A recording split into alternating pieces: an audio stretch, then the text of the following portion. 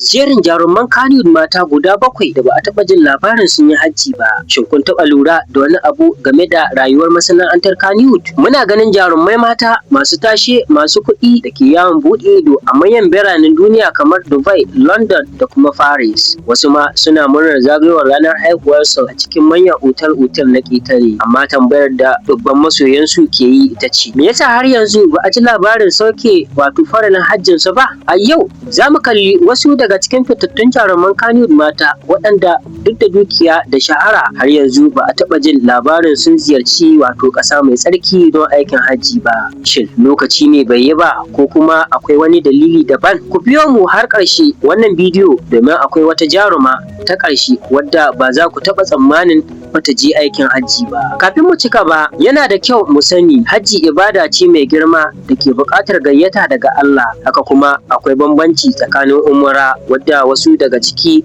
suka taɓa yi da kuma hajji wanda shine babban farali. Wannan shiri ba na suka bane, face dai haska fitila kan rayuwar jaruman da muke ƙauna. Idan kuma sun je ba mu sani ba, muna taya su murna. Jaruma ta farko ita ce Rahama Sadau. Ba shakka Rahama Sadau ita ce jarumar da ta fi kowace yawo a duniya a halin yanzu a Kannywood. Ta halarci manyan bukukuwa a Hollywood da kuma Bollywood da ƙasashe daban-daban. Duk da cewa Rahama ta taɓa wallafa hotunanta tana ibadar umra, har yanzu ba a taɓa jin ta tafi aikin hajji na farilla ba. Shin ayyukan da suka yi mata yawa ne suka hana ta, ko kuwa tana jiran lokacin da ya dace ne? Jaruma ta biyu Hadiza Gabon. Hadiza Aliyu Gabon tana ɗaya daga cikin jaruman da ake gani sun fi kowa rufin asiri da sanin ya kamata. Ta shahara da ayyukan jinƙai da taimakon marasa lafiya, duk da cewa ita ma an taɓa ganin hotunanta a ƙasa mai tsarki tana aikin umra. Har yanzu ba a ji ɗuriyar cewa Hadiza ta zama alhajiya ta hanyar sauke farali ba. Masoyanta da dama suna ta dakon jin wannan labarin mai daɗi. Jaruma ta uku ita ce Maryam Yahaya. Bayan ta warke daga rashin lafiyar da ta same ta, Maryam Yahaya ta dawo da ƙarfinta da gaske. Ta yi tafiye-tafiye zuwa ƙasashe irin su Dubai don shakatawa. Sai dai kallo ɗaya za ka yi wa Maryam Yahaya san tana matuƙar ƙoƙarin gina rayuwarta. Amma har zuwa yanzu babu rahoton cewa ta taɓa sa ƙafa a ƙasa mai tsarki don aikin hajji. Shin jinkiri ne kawai ko kuma tana shirin yin aikin ne nan kusa?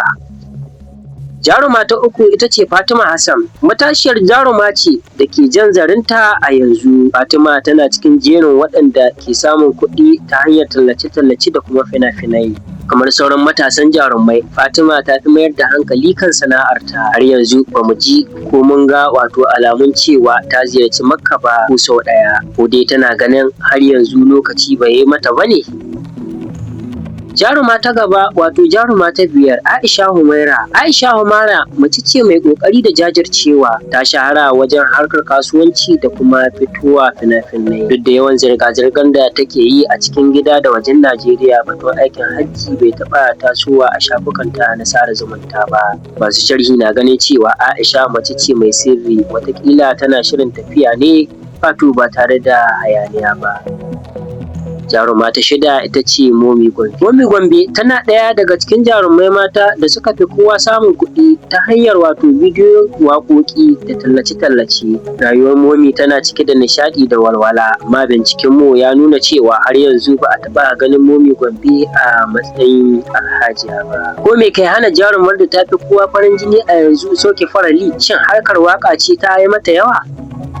Jaruma ta ƙarshe kuma jaruma ta 7 ita ce Maryam Boot. Zakarar gwajin dafi Maryam Boot ta yi fice tun tana ƙarama kuma ta yi karatun digiri a ƙasashen waje. Maryam mace ce mai wayewa da sanin duniya. Da shahararta a matakin duniya babu wani bayani da ke nuna cewa Maryam ta taɓa yin aikin hajji. Shin neman ilimi da ɗaukaka ne ya sa aka jinkirta wannan babban rukuni na musulunci? A ƙarshe mu sani cewa kowa da kalar tashi kaddara. Ba mu sani ba, watakila wasu daga cikinsu sun riga sun je a sirrance. Muna yi musu addu'a Allah ya ba su ikon zuwa mu ma ya kai mu. Dan kun ji daɗin wannan bidiyo, kada ku manta ku danna alamar like, ku yi comment da sunan jarumar da kuke son ta tafi hajji shekara mai zuwa. Ku danna alamar subscribing domin shirye-shiryen mu na gaba. Ni ne naku Sadiq Abdullahi Busawa, nake ce muku mu haɗu a bidiyo na gaba. Nagode.